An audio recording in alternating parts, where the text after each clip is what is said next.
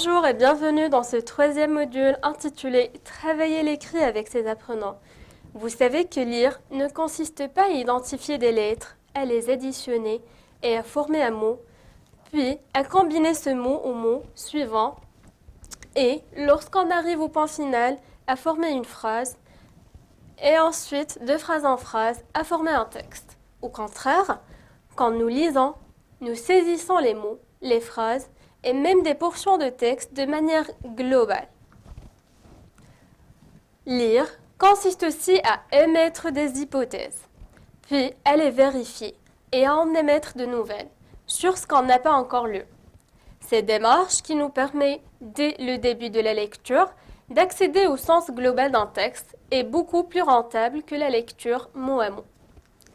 Enseigner la lecture consiste donc à mettre en œuvre des stratégies, même au niveau le plus élémentaire, pour accéder au sens d'un texte. La première stratégie consistera à s'intéresser au support. Le journal, la revue, l'ouvrage, la circulaire, d'où l'extrait à lire est tiré. Et au contexte, c'est-à-dire l'actualité, les circonstances, les articles du même journal, les passages précédents et suivants dans un ouvrage, les annonces voisines sur la même tableau d'affichage. La deuxième stratégie, on utilisera les connaissances antérieures des apprenants pour qu'ils puissent prédire la signification globale d'un document, anticiper la suite d'un texte avant même de l'avoir parcouru entièrement. La troisième stratégie, on encouragera les apprenants à faire des inférences et des hypothèses. Lire, c'est d'abord deviner. Il peut ainsi découvrir ce que ne dit pas encore le texte, c'est-à-dire ces informations indirectes, sous-entendues implicites. La quatrième stratégie, on veillera à l'aider à surmonter la difficulté et à tolérer l'ambiguïté. L'apprenant ne se laisse pas déstabiliser par les difficultés occasionnelles qu'il rencontre dans un texte.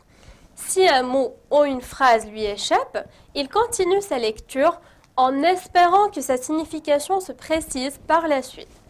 La cinquième stratégie, hiérarchiser les données.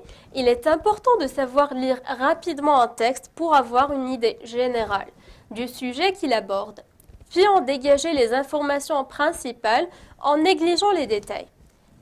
La sixième stratégie, il convient de dialoguer avec le texte lors de la lecture. L'apprenant l'analysera et l'évaluera en l'interrogeant comme si on avait un interlocuteur devant soi. Les apprenants restent souvent des blocages vis-à-vis de l'écriture, qu'ils associent encore trop souvent à des devoirs ou des épreuves, qui ne servent finalement qu'à les évaluer. Nous, les enseignants, on doit tout faire pour rendre à la rédaction toute sa dimension expressive. Au même titre que l'oralité, tout en mettant l'accent sur la variété des productions discursives et des situations de communication, comme la lecture, l'écriture en langue étrangère, réclame un apprentissage qu'il convient de structurer et de rendre progressive au cours des activités que l'on organise en classe.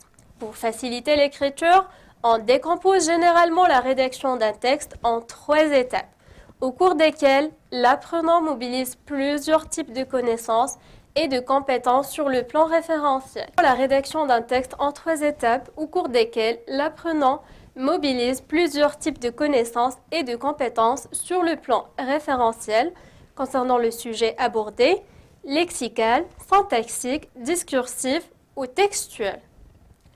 La planification ou la préécriture, pendant laquelle l'apprenant, seul ou en groupe, avec ou sans l'aide de l'enseignant, rassemble des informations, des idées et établit le plan de son texte.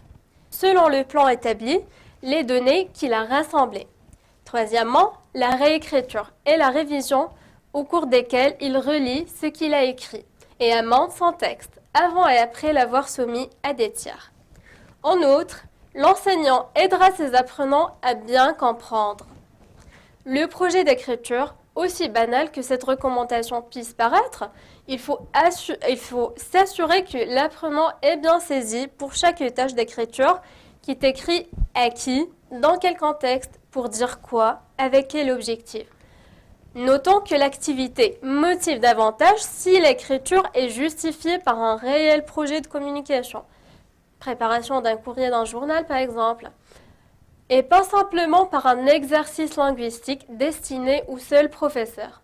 L'enseignant aidera aussi les apprenants à regrouper les informations et établir un plan. Avant une tâche d'écriture, l'enseignant organisera une séance d'introduction au cours de laquelle les apprenants échangeront librement des impressions ou des informations concernant le thème de l'exercice d'écriture à venir. Il faut aussi leur fournir des modèles textuels. Dans un premier temps, pour simplifier les tâches à l'apprenant, on lui proposera des structures de texte qu'il devra ou pourra suivre dans sa rédaction, ou bien des introductions ou des conclusions qui guideront et stimuleront son travail, comme dans les autres cas. Il faut, dans les activités de production écrite, autant insister sur le caractère fonctionnel de la rédaction que sur le plaisir qu'elle peut procurer à celui qui s'y livre. On s'efforcera d'associer l'écriture aux autres habiletés, à l'écoute, à l'occasion d'exercices de prise de notes par exemple, à la lecture, ou exercice d'imitation, de parodie par exemple, et à la parole, préparation d'un dialogue ou rédaction d'un procès-verbaux.